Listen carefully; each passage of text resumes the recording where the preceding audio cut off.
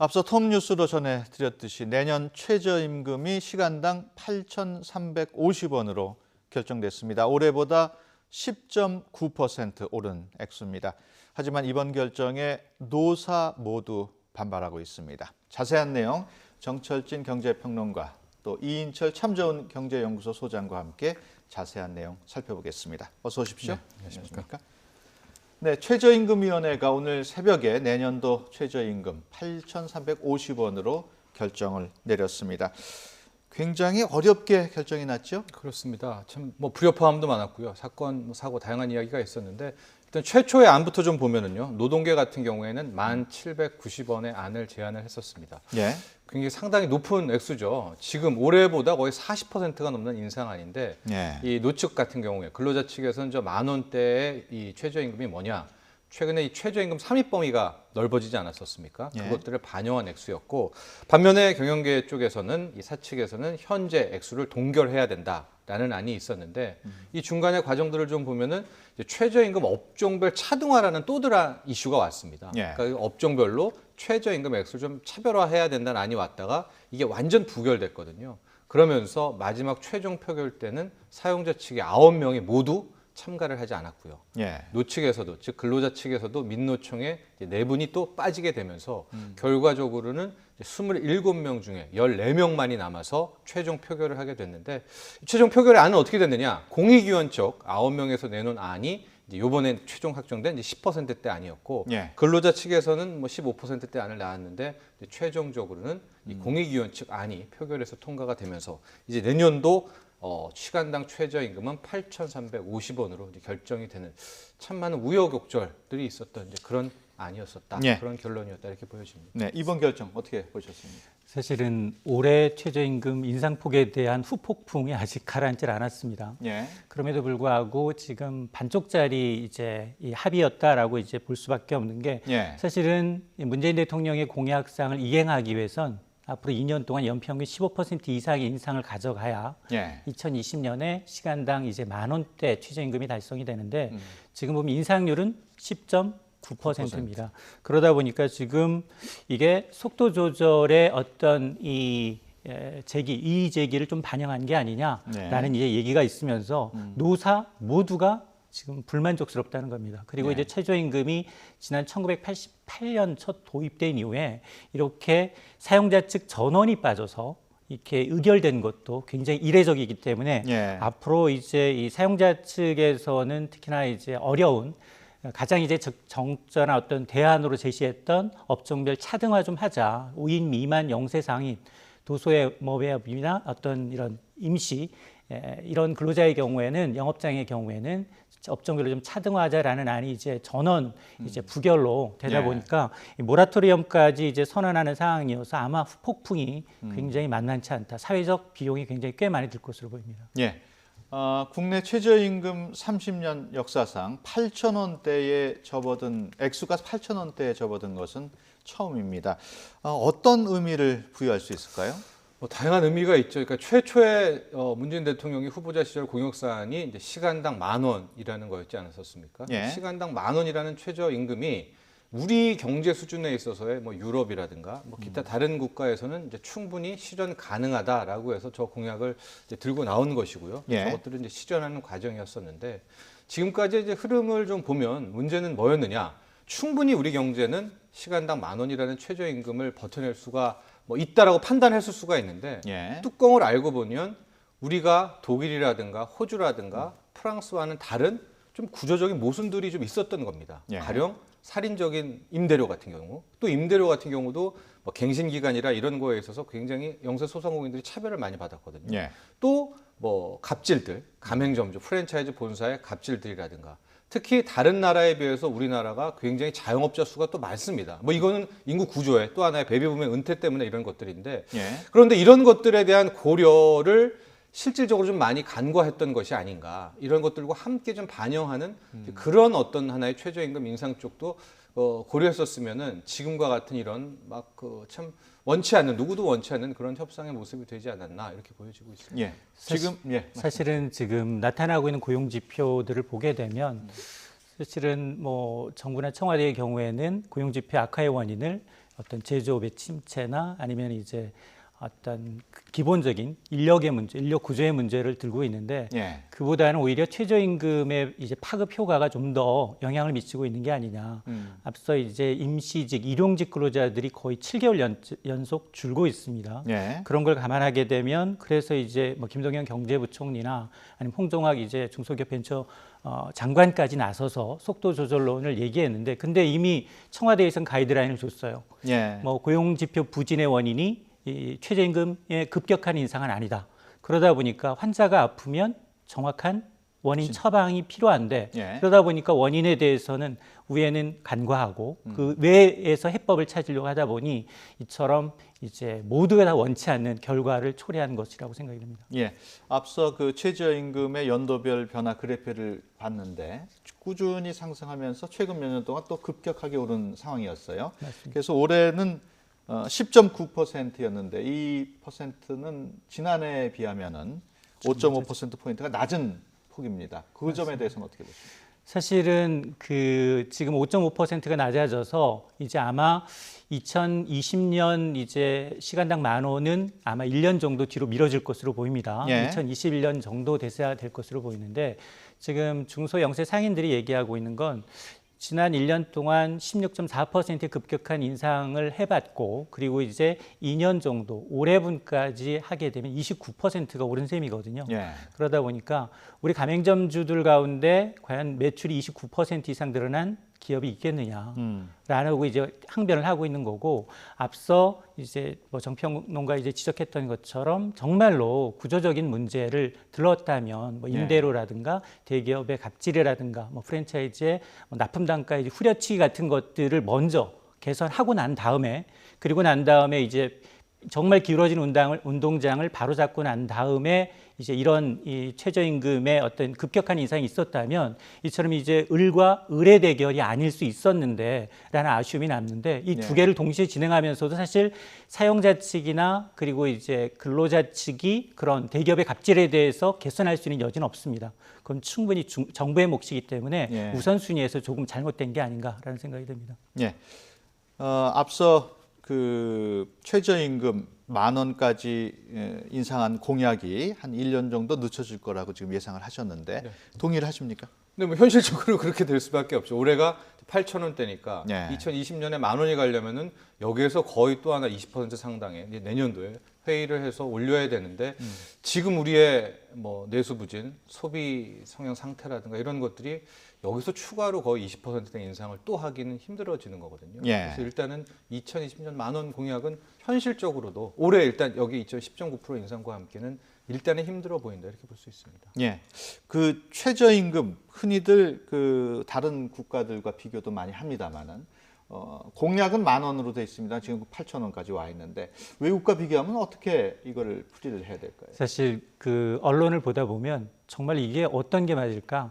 정말 이제 보수 언론의 경우에는 너무 급격한 인상 때문에 우리가 너무 과도하게 높다라고 얘기하고 있고 또 보수 언론의 경우에는 최저임금 적용받는 업종들 너무 많고 아직도 부족하다라고 얘기를 하고 있는데 예. 사실 다른 나라와 최저임금을 단순 비교하는 건 큰 의미가 없습니다. 예. 근데 최저임금의 어떤 제도 자체에 대해서는 좀 들여다볼 필요는 있는데요. 그러니까 우리가 나서서 지금 뭐 노사정 이제 각각 9명씩 대표로 해서 최저임금위원회를 꾸리고 그리고 이제 매년 한 번씩 하고 있는데 근데 외국의 사례를 보게 되면 2년에 한 번꼴로 최저임금을 적용하는 사례가 있고요. 예. 또 하나는 이런 걸 이제 노사정이 아니라 아예 의회에서 갖고 와서 의회에서 이제 논의하는 과정이 있습니다. 그리고 이제 지금 이 사용자 측에서 제시했던 어떤 이 최저임금의 업종별 차등화는 사실 법제화가 돼 있는 상황이거든요. 예. 그리고 우리나라가 1988년 첫 도입할 당시에는 1안, 2안 두 개로 나눠서 했었던 적이 있습니다. 그래서 아마 이제 접점별로 당시에 이제 업종별 5인 미만 사업장에 대해서는 최저임금법 제4조 1항을 근거로 해서 여기 최저임금을 사업의 종류별로 구분해 정할 수 있다라는 규정을 적용해서 업종별로 좀 난이도도 있고요. 그리고 이제 수준을 고려하지 않고 일률적으로 책정하는 건 좀 문제가 있지 않느냐라는 부분에 대한 어떤 호소였는데 그러나 이거는 이제 공익위원 9명 전원 그리고 이제 근로자 의원 5명 전원이 반대를 했는데 물론 반대도 논리는 있습니다. 예. 이렇게 되면 이 뭐지? 특정 업종을 굉장히 3D 업종처럼 낙인 찍는 효과가 있다. 누가 그 업종에서 업무를 하려고 하겠느냐. 예. 뭐 이런 논란은 있지만 한번 의견으로 나왔기 때문에 그걸 공론화시켜서 좀 자세하게 좀 논의할 필요는 있었어 봅니다. 예. 이제 그 외국과의 최저임금 비교에 있어서는 예. 기계적인 비교도 있고 소위 그러니까 실질적인 비교가 있을 것 같은데 예. 독일이 한 5년 전에 처음 최저임금 제도를 도입했을 때 굉장히 쇼킹했거든요. 예. 왜냐하면 독일이라는 국가는 실제 사적 계약이 굉장히 잘 되어 있었기 때문에 예. 굳이 이런 최저임금이 필요하냐 이랬었는데 실질적으로 독일이 채택했단 말이죠. 그것이 해보니까 결과적으로 이제 노동자들이 점점 의례지위여서 어쩔 수 없이 이제 최저임금을 도입한다. 예. 독일 같은 경우에 이제 10,000원이 넘습니다. 이제 우리나라 따지면은. 예. 그런데 이제 이것들을 바라보고 한국 경제가 정말 우리도 시간당 10,000원을 감내할 수 있다. 분명히 이렇게 생각할 수가 있죠. OECD 뭐 이런 기준과 다 해서. 그런데 속내를 좀 들어가 보면 우리가 유럽과 많이 다른 점이 있습니다. 앞서도 말했듯이 유럽 같은 경우에는 뭐 임대료라든가 이런 뭐 한 상인이 뭐 10년, 20년까지 장기 경영할 수 있는 이런 저반이 다 깔려 있는 상황이거든요. 예. 근데 우리는 실은 그런 게 없죠. 그러니까 없는 과정에서 안 그래도 갑질 피해, 임대료 피해도 큰데 여기에 또 하나 인건비까지 얹어 있는 그런 상황인 것이고 뭐 미국과 비교하는 경우도 많은데 이제 미국은 또 팀 문화가 있습니다. 그러니까 예. 이게 각국별로 더 디테일은 악마가 있어서 다 세부적으로 다른데 그렇군요. 우리가 너무나 이걸 막 시간당 10,000원이어서 실은 시간당 10,000원 가야죠. 그러나 그 전에 처리했었던 많은 문제들이 상존해 있지 않았었는가 예. 그런 것들이 이번에 분출된 것이 아닌가 이렇게 분석하고 있습니다. 예.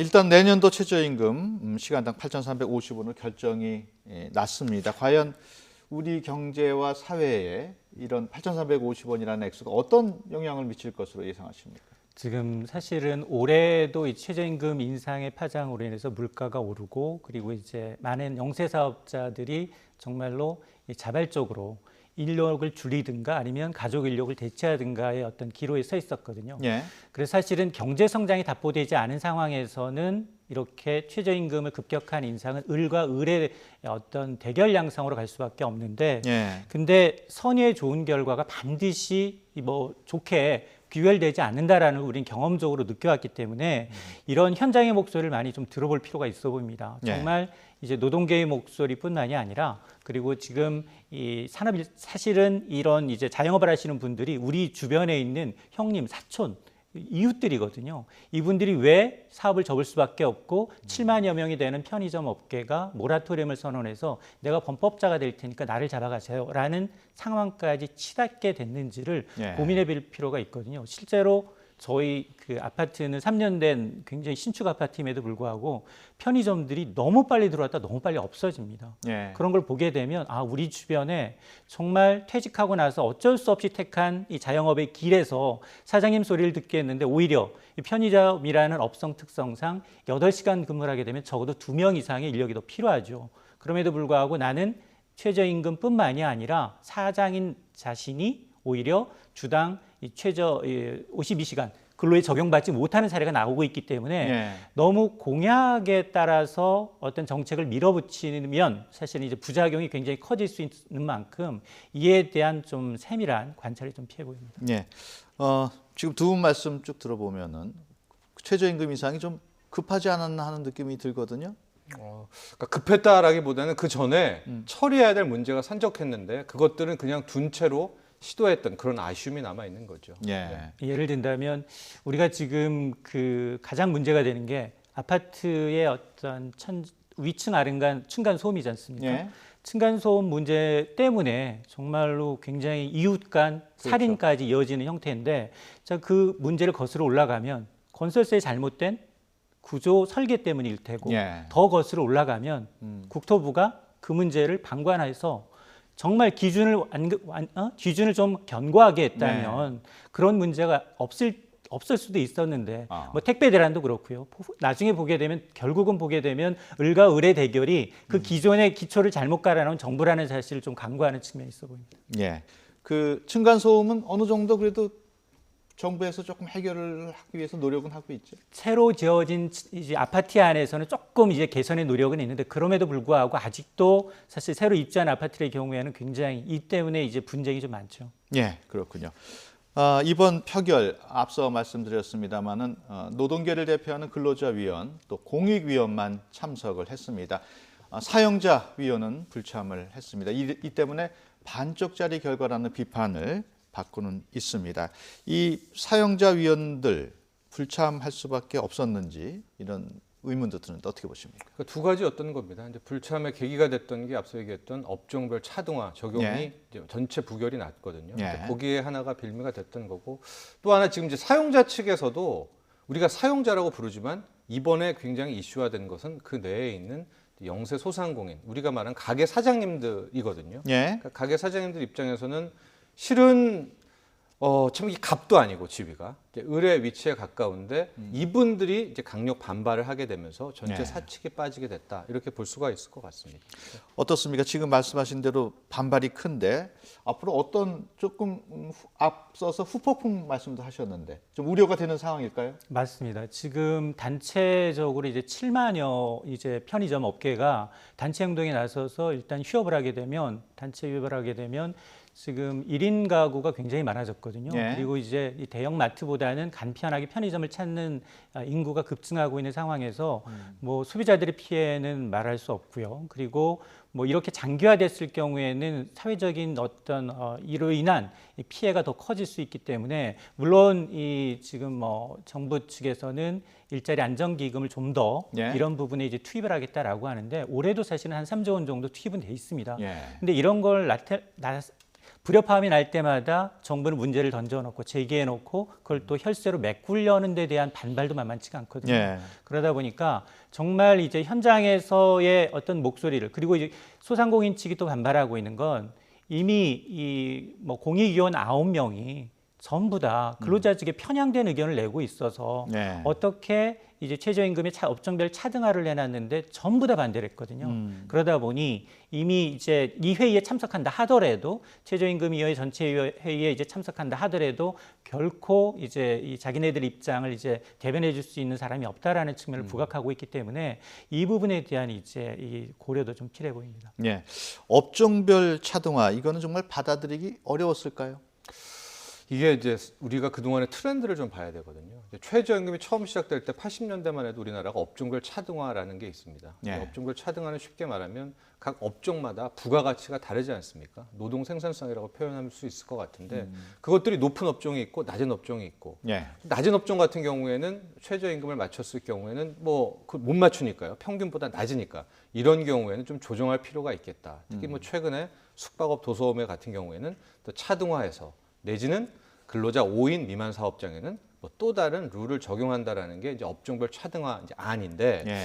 이것이 이제 2000년대 또 2010년대 후반으로 넘어가면서 전체 이 하나의 세계적인 트렌드가 업종별 차등화라는 것이 실은 좀 모순이 있다. 왜냐하면 최저임금을 지킨다는 자체가 노동자, 근로자의 최저 생존권을 보장한다는 건데 여기에 다시 차등화를 둔다면 예. 이것이 무슨 의미가 있겠느냐. 또 하나 더 힘든 데일수록 더 낮게 책정하면 이게 이제 소위 말하는 역모순이 나오죠. 힘든 사람이어서 보장하려고 최저임금인데 여기를 더 낮게 한다는 것은 좀 불합리함이 있지 않느냐라고 하고 또 하나 몇몇 업종, 가령 뭐 숙박업종에 최저임금 차등화해서 여기는 덜 줘도 돼라고 하면 그 업종은 이제 다시는 재기할 수 없는 이제 낙인 효과라고 하죠. 여기는 이제 쓸모없어. 여기는 부가가치가 낮아. 이런 것 때문에 여러 가지의 단점이 있어서 이 업종별 차등화라는 것들이 점점 이제 사라지게 됐고 아마 이번 테이블에서도 전원이 부결하는 이제 그런 결과가 오지 않았나 보입니다. 네.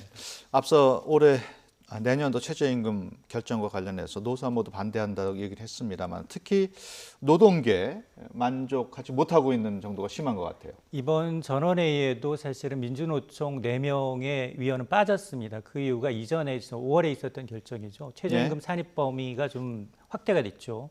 전기상여금과 이제 복리후생비 일부의 경우에는 최저임금에 포함된 것에 반발해서 아예 참여 자체를 안 한 겁니다. 예. 그리고 사실은 그런 것 때문에 사실 2020년 시간당 10,000원이지만 최초에 올해 제시했던 안이 1,790원이었어요. 무려 예. 43% 이상 오른 금액을 할 수밖에 없었던 게 이미 올해 그런 이제 이 편입 범위가 이제 확대됨으로 해서 8,000원이 넘는 이제 기본으로 출발한 겁니다. 그러니까 계산법이 서로 다른 거죠. 예. 그러다 보니 노사 모두 반발이고 특히나 이제 이 노조 측에서는 이렇게 되면 굉장히 최저임금에 굉장히 희망을 걸었고 2020년이 되면 시간당 10,000원 정도 기본적으로 이제 이 10,000원 정도는 갈 수 있었다라는 로드맵이 후퇴됐기 때문에 모두에게 이제 좀 불만인 겁니다. 예. 최저임금 결정이 됐습니다만은 노사 모두가 반발하면서 지금 들으신 대로 갈등이 쉽게 가라앉지 않을 것 같습니다. 과연 이런 상황에서 정부는 어떤 노력을 해야 될지 궁금한데요. 어떻게 해야 될까요? 이제 오늘 타결되고 아침에 소상공인 쪽에 뭐 단자 한 분이 이런 말씀을 하시더라고. 이게 바뀌었으면 어땠을까? 예. 즉 작년에 10.9%를 인상을 하고 예. 내년에 실은 15.6%를 인상을 했었으면 어떻게 됐을까? 이게 무슨 얘기냐면요. 이 정부 입장에서 그동안에 너무나 안일하게 최저임금만 올리면 이게 풀릴 거라는 생각을 좀 하지 않았었을까? 왜냐하면 최저임금 외에 지금 사업하신 그러니까 영세 소상공인들에게는 정말 모순들이 많거든요. 계속해서 지적하지만은 임대료 문제들, 본사의 갑질 문제들, 또 뭐 어마어마한 그런 문제들이 있는데 이런 것들은 벌써 10년, 15년간 많이 제기를 해 왔었거든요. 예. 또 자살, 뭐 진짜 목숨을 끊는 안타까움도 있었고, 근데 그런 부분들은 잘 해결을 못했잖아요. 그래서 저는 지금이나마 정부가 돈으로 뭐 해결하고 한 명을 고용하면 여기에 임금 보전하는 이런 방법은 정말로 초보적인 것이고요. 예. 지금 이제 공정이 열심히 활동하고 있지만 프랜차이즈에 정말 갑질 계약만 한번 확 뜯어 고친다면 지금 편의점주 분들도 그런 정부의 노력에 대해서 감동하겠죠. 예. 임대료 부분도 이제야 환산 보증금 문제 나오고 있는데 정말 진짜 상인이 그 족발 사태처럼 족발집 네. 상인이 뭐 칼 들고 이렇게 국민들을 내몰기 전에 정말 국가에서 뭐 기획재정부에서 국회에서가 먼저 시스템적으로 도움을 준다면 카드 수수료 문제도 그렇고요. 예. 그렇다면은 이 소상공인 분들도 거기에 더 믿고 따를 수 있지 않을까 이런 제언을 하고 싶습니다. 예. 지금 말씀하신 정부가 노력해야 할 점 단시간 내에 이루어지기는 힘들 것 같은데 맞습니다. 어떻습니까? 사실은 앞서 제가 이제 성장이 답보되지 않은 한 을과 을의 싸움이 될 수밖에 없다. 그리고 이제 기본적으로 이제 기울어진 운동장을 고치기 위해선 대기업에 앞서서 구조적인 이제 경제 민주화가 돼야 되는데 자 그러기 전에 이런 최저임금을 매년 결정하는 결정 시스템을 좀 손보는 것도 필요해 보입니다. 네. 지금처럼 노사정이라고는 하지만 어떤 한쪽에 너무 쏠린 이 의견이 나온다면 둘 다 불만이거든요. 차라리 미국처럼 의회로 들여와서 예. 결정을 하고 그리고 경제 성장률이나 아니면 이제 물가를 감안해서 사실은 지금 우리나라의 성장률이 굉장히 좀 떨어져 있거든요. 예. 잠재 성장률은 2% 중후반까지 떨어져 있습니다. 뭐 2, 3%를 하라는 게 아니라 거기에다 뭐 가중치를 넣어서 경기가 좋을 때는 뭐 2배 내지 3배도 갈 수 있겠지만 그렇지 않을 경우에는 현실을 좀 반영안을 좀 고려해야 되지 않나. 그렇지 않으면 매년 지금 사실 올해 최저임금에 대한 논란도 가시기 전에 내년 최저임금에 대한 논란 때문에 예. 올해 내내 아마 찬반 논란이 굉장히 커질 것으로 보입니다. 예, 지금 말씀하신 것처럼 경제 전반에 대한 개선이 필요한 상황인데요. 우리 경제 얘기를 더 해보겠습니다. 김동연 경제부총리, 고용부진과 최저임금의 관계에 대해서 최근에 언급을 했습니다. 또 한국은행은 3%로 예상했던 올해 경제 성장률을 2.9%로 낮춰서 전망을 했습니다. 그만큼 우리 경제 상황이 좋지 않다는 얘기겠죠? 그죠. 딱 현재까지 보면은 그러니까 현재 나쁘다라는 것보단 나빠질 가능성이 매우 높다 이렇게 평가하는 게 좋을 것 같습니다. 예. 한국 경제는 크게 두 축으로 돌아가죠. 수출과 내수고 예. 지금까지 이제 수출로 많이 갔는데 내수 주도 성장으로 옮겨가는 이런 과정이긴 한데요. 불과 지난달까지만 해도 수출은 아직까지 엔진이 돌고 있는데 내수 쪽이 확 꺼져 버렸어요. 이게 예. 6개월, 7개월째 꺼졌거든요. 베스트 시나리오는 수출이 이렇게 좋을 때 이 내수가 더 돌아서 나중에 수출이 힘들어지면은 내수 엔진으로 돌려야 되겠다는 그런 계획을 갖고 있는데요. 예. 지금 같은 경우에는 내수가 이미 죽었기 때문에 왜 두려운가? 수출마저 여기서 무너지게 되면 여기서는 답이 없거든요. 예. 근데 지금 외적 상황을 보면 미중 무역 전쟁 있죠. 반도체 업황도 좋다 하지만 뭐 매년 좋을 수밖에 없거든요. 예. 만약에 연말에 반도체 업황이 꺾이게 될 경우 그때까지 내수가 못 살아난다면 여기서부터는 정말 큰 한국 경제 위기가 옵니다. 그래서 한국은행이 3.0%에서 2.9%, 0.1%포인트를 뭐 낮춰서 잡았다라고 하는데 아마 이게 2개월 후에는 훨씬 더 떨어질 가능성도 있습니다. 예. 그래서 지금은 어떻게라도 뭐 수출 엔진을 더 살릴지 아니면 내수를 뭐라도 살릴지 여기에 대한 판단을 어서 빨리 하지 않고 계속해서 뭐 아직까지 수출 좋겠네 이런 것만 믿고 뭐 당국에서 기획재정부에서 버티다가는 글쎄요, 당장 가을부터는 더 뭐 힘든 예. 뭐 그런 상황을 다 맞을 수도 있습니다. 어떻습니까? 정부의 경제 정책 여기서 좀 변화가 있어야 할까요? 사실은 정부의 경제 정책의 큰 변화는 기대하기 좀 어렵습니다. 뭐 소득주도 성장, 혁신 성장, 그리고 공정 경제 세계 경제 기치는 바꾸지 않겠다라는 의지고요. 뭐 일부 뭐 일자리 수석이라든가 뭐 경제 참모진은 바꿨습니다만 예. 그러면 과연 과거로 돌아가서 소득주도 성장을 완전히 바꿔서 정말 이제 뭐 기업의 혜택을 다시 주면 과연 이런 경제가 살아날 거냐 이 부분도 의문입니다. 예. 그동안 우리가 잘했던 1, 2차, 3차 산업은 사실 대부분 다 고전을 하고 있습니다.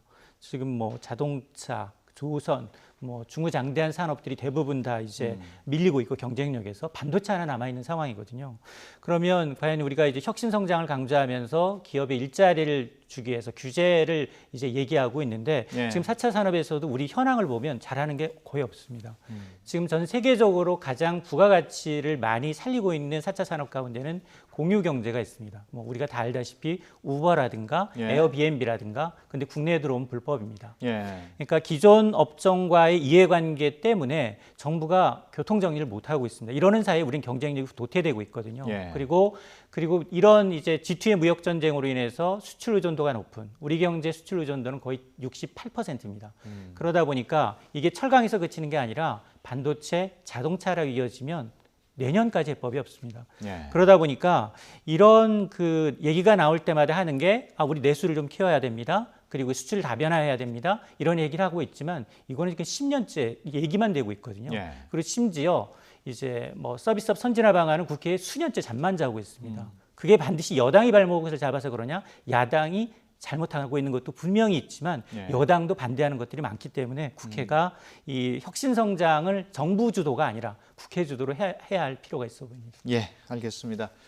시간 관계상 일단 여기서 마쳐야 될 것 같습니다. 지금까지 정철진 경제평론가 그리고 이인철 참 좋은 경제연구소 소장과 함께 얘기 나눴습니다. 오늘 말씀 고맙습니다. 감사합니다.